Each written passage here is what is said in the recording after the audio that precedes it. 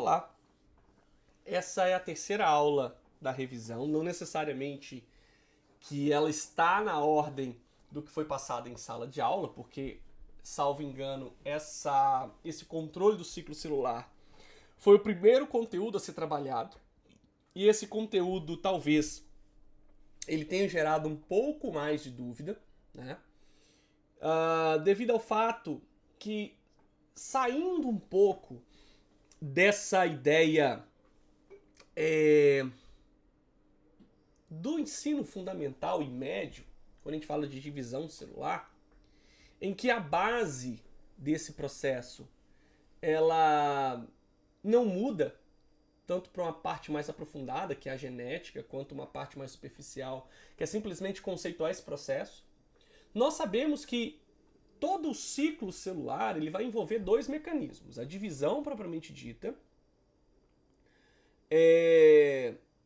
e a divisão propriamente dita. Só que para a divisão acontecer, embora ela também tenha fases de gatilho, de disparo do processo, a divisão ela só acontece se a intérfase ela também tiver sido bem feita. Então, da mesma forma que nós temos gatilhos que disparam o processo de divisão e que regulam as etapas da divisão, nós temos isso acontecendo na intérfase também, ok? A intérfase seria, então, didaticamente, a maior fase desse ciclo, justamente porque é lá que as partes mais sensíveis desse processo vão acontecer. E que a divisão só irá se tornar algo palpável para a célula se toda a intérfase não permitir que danos estruturais aconteçam. Não confundam também esse processo, porque no começo da disciplina de genética foi falado, por exemplo, que existe a forma imino e a forma ceto das bases nitrogenadas, em que a forma imino é uma forma que uma base ela pode mimetizar outra, e às vezes eu posso ter uma timina ligada à guanina na forma ceto. Nesse caso, a forma ceto ela é verificada como um erro, porque eu estou dizendo que a base ela é diferente do respectivo ligante. Mas quando eu tenho uma guanina imino mimetizando uma adenina, a intérfase ela vai ter uma certa dificuldade em regularizar ou rever esse processo. Tá? Então, a função e o controle do ciclo celular depende do organismo. Né? Em eucariotos, a mitose é para crescer, desenvolver e reparar. É um tipo de reprodução assexuada que, embora como reprodução didaticamente nós também fazemos, e quando nós estamos reparando, por exemplo, um tecido, e elas ocorrem nas células somáticas. Tá? Já a meiose é para a reprodução dos organismos que possuem dimorfismo sexual, organismos que são, por exemplo, os dioicos. Esse tipo de reprodução ocorre nas células reprodutivas e ela origina os gametas, o espermatozoide e o óvulo. E uma decisão errônea da multiplicação ela vai trazer consequências drásticas. Logo, o processo do ciclo celular ela pode ser interrompida em vários pontos.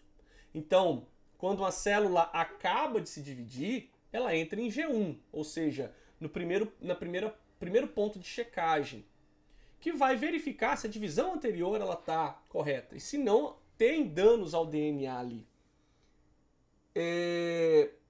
Se tudo estiver certo, da fase G1, se essa célula for lábil, ou seja, se ela continuar a se dividir, ela vai sair de G1 para S, que é a fase de síntese, onde o DNA vai ser duplicado e também todas as estruturas celulares de uma forma geral.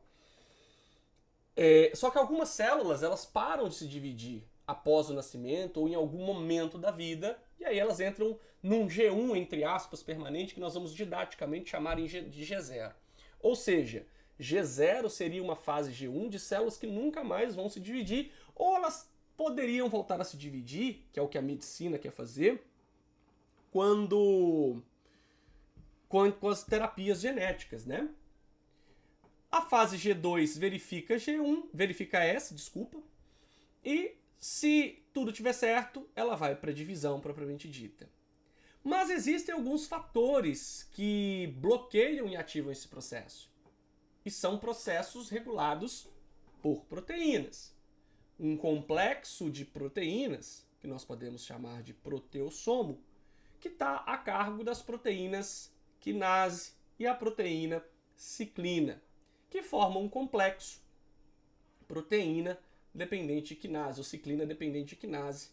Uma vai ser degradada no processo e a outra volta para se aderir a outras enzimas para dar continuidade ao ciclo. A ativação ou desativação desse complexo proteína quinase-ciclina, complexo quinase-ciclina, é ativado e inativado pela adição ou remoção de fosfatos, que a gente chama de fosfato de ativação, e o fosfato de inibição. Logo, as proteínas chaves para esse processo são as proteínas CDK mais ciclina, quinase e ciclina, que formam um complexo da família proteína quinase dependente de ciclina. Nesse caso, existe um sítio ativo nesse complexo, nessa família de complexos, em que elas vão ser, ao longo do ciclo, ativadas ou inativadas. Então, as quinases dependentes de ciclina, como proteína-chave, elas fosforilam a serina e treonina de enzimas-chave, no sítio de ação, e as ciclinas são proteínas que se ligam a CDKs, controlando sua capacidade de fosforilar proteínas. Permitem que elas atuem como enzimas de ativação e direcionamento para o ciclo. Então, só para a gente ter uma noção, existe uma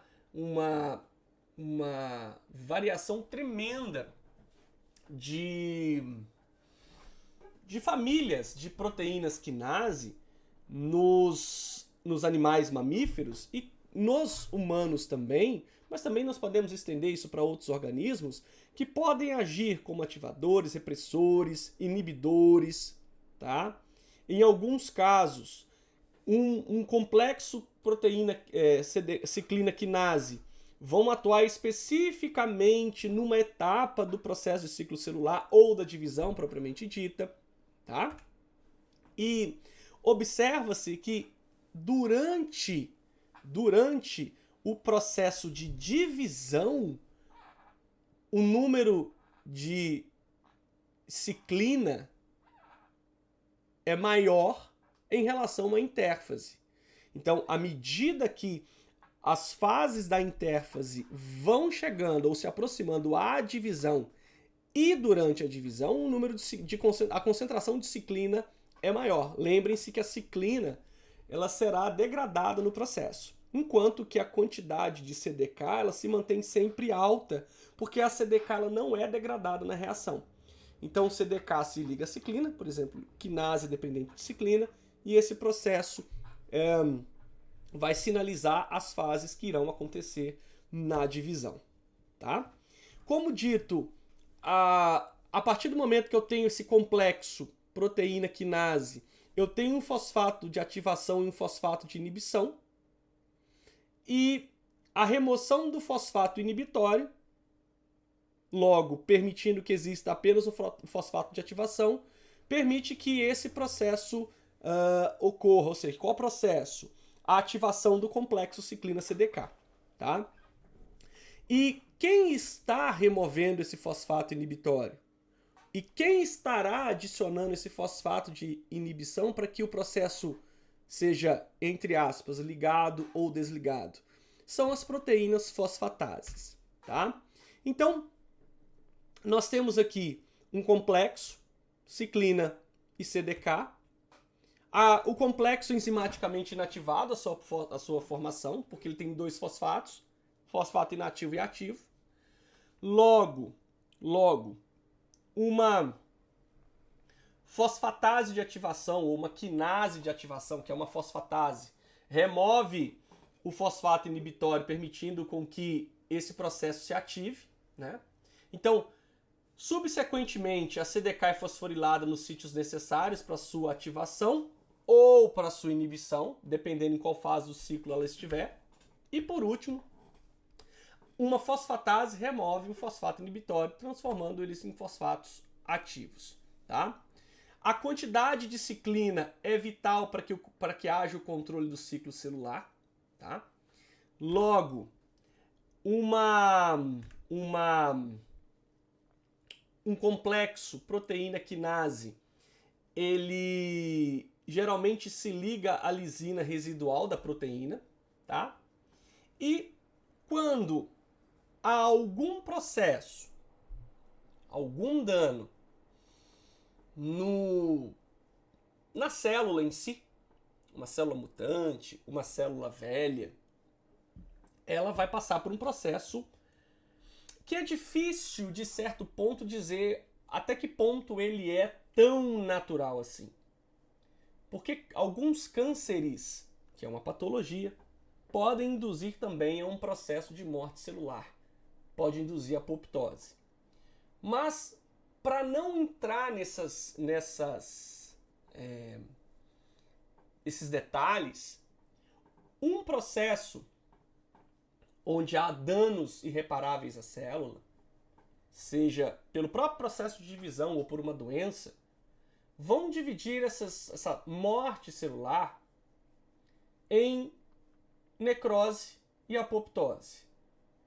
A necrose, ela vai ter uma característica patológica, enquanto a apoptose não.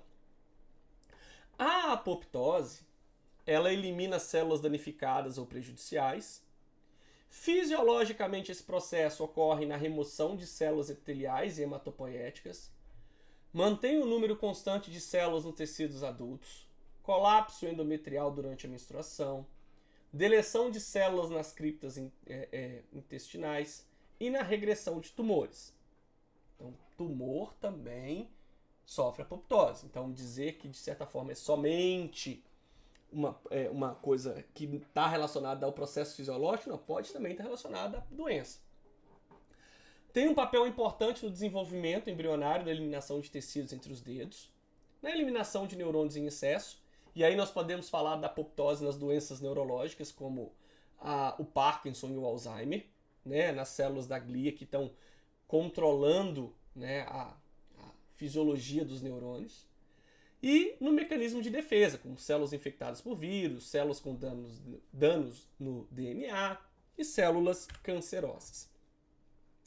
Logo, qualquer alteração nesse processo pode fazer com que haja um excesso de apoptose provocando doença. Como dito também e discutido, as doenças neurológicas é um exemplo de apoptoses em excesso.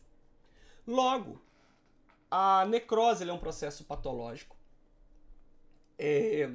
resultado de uma lesão maciça nos tecidos, e ela é caracterizada por quê? Pelo quê?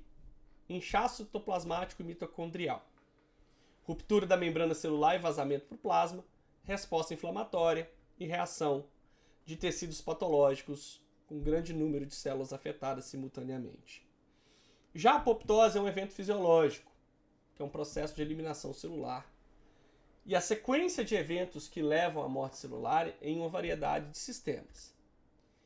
A regulação da apoptose, ela pode ser regulada pela infecção viral, pela perturbação metabólica, pela temperatura, pela irradiação, por toxinas, drogas, fatores hormonais, como citocinas e hormônios. Mudanças bioquímicas e moleculares a cascata dependem de energia. Fatores que previnem a apoptose, hormônios e fatores de crescimento, mas também uma via de mão dupla, porque esses mesmos fatores que previnem em excesso, eles também podem provocar apoptose em excesso. E os fatores que induzem o aumento da apoptose, hormônio, deleção de fatores de crescimento e citocinas, ou seja, então, nós podemos ter essas duas vias, tá? Alguns inibidores da apoptose: testosterona, estradiol, progesterona, prolactina, fator de crescimento, e hormônio de crescimento e gonadotrofinas. Indutores da apoptose: esteroides, glucocorticoides, hormônio tireoide, privação de fator de crescimento transformante, beta, citocina, fase ligante, radicais livres e também óxido nítrico. Histologicamente, a diferença entre necrose e apoptose, um processo que também está relacionado, no caso da necrose, pela diminuição da perfusão de oxigênio também no tecido, tá?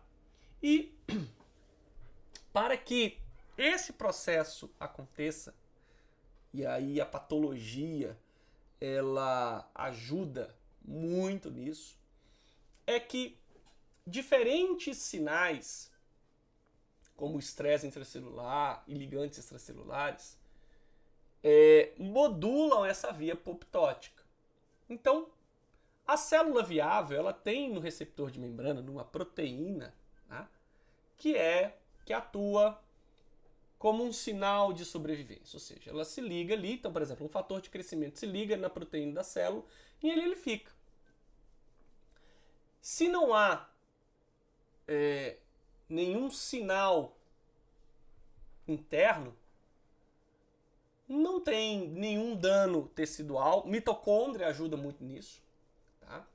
Então eu não tenho esse fator de crescimento que está lá no receptor da proteína, da membrana, na porção externa da membrana, desencadeando um sinal que vai ligar na família BCL2 e ativar uma cascata de liberação de fatores celulares, como por exemplo o citocromo C, para desencadear a apoptose, né? Ou seja, se a célula viável ela não sofreu estresse, o fator de crescimento ligado a uma proteína receptora de membrana mantém a integridade da célula. Agora, se algum estresse intracelular, por exemplo, radiação como estressor, remover esse fator de crescimento, que é um sinal de sobrevivência para a célula, esse dano, como a radiação, ela vai gerar dano ao DNA. Se eu não tenho mais o fator de crescimento mantendo as células vivas, esses sensores citoplasmáticos vão se ligar a proteínas da família BCL2 na membrana da mitocôndria. E esses sensores, eles vão ativar proteínas canais, como a BAX e BAC, que é por onde o citocromo passa. Então essas proteínas vão permitir a saída do citocromo C. E a saída do citocromo C é um sinal de ativação das caspases que vão levar à apoptose. Logo, todos esses sinais ocorrem na membrana externa.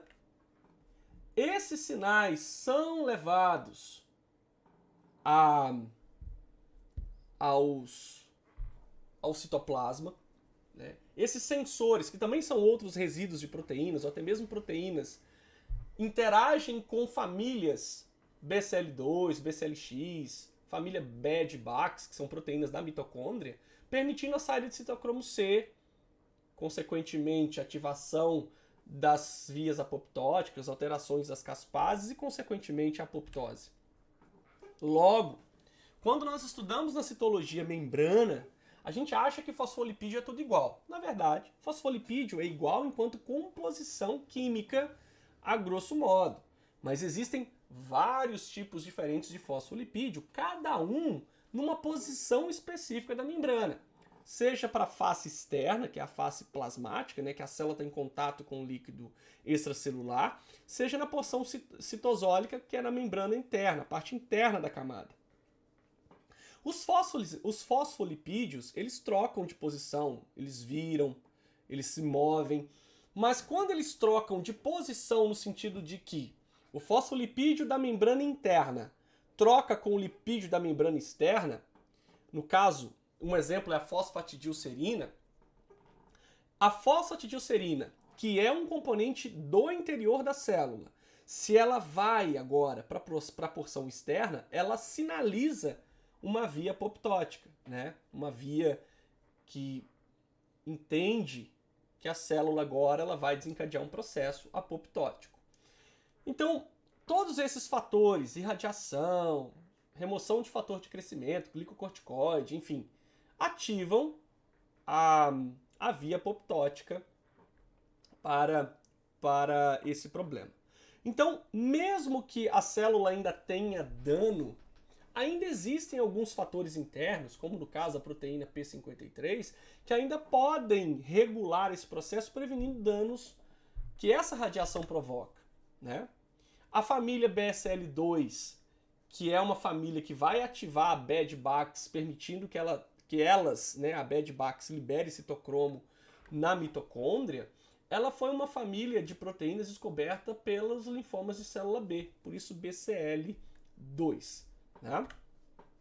As caspases são proteínas que estão ligados ao processo de apoptose, então não vou entrar nessa discussão dos tipos de caspases efetoras e que dão continuidade ao processo, porque a patologia ela se encarrega disso, mas saibam que existem caspases que vão iniciar o processo, que a gente chama de caspase iniciadora, mas que mesmo o sinal de início ele pode ainda ser bloqueado. As caspases iniciadoras, elas induzem as efetoras a sim dar continuidade ao processo de apoptose. Um exemplo de apoptose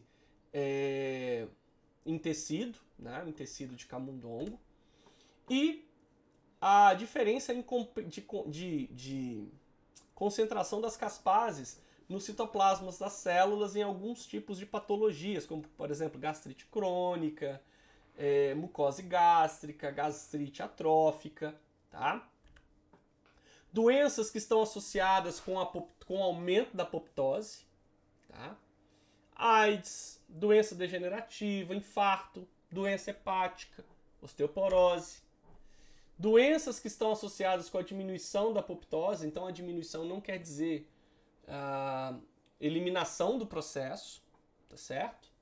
Temos câncer, doença autoimune, algumas outras infecções virais, então, embora algumas aumente, outras podem diminuir, tá?